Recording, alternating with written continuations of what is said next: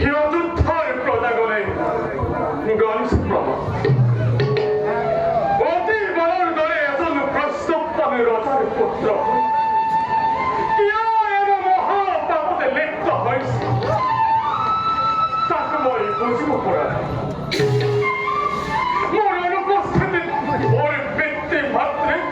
নিঃশংসভাবে হত্যা করিলে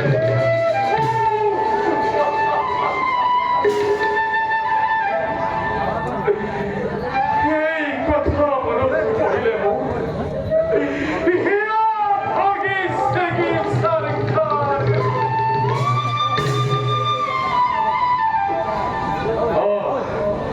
নাই নাই মই বেলৰ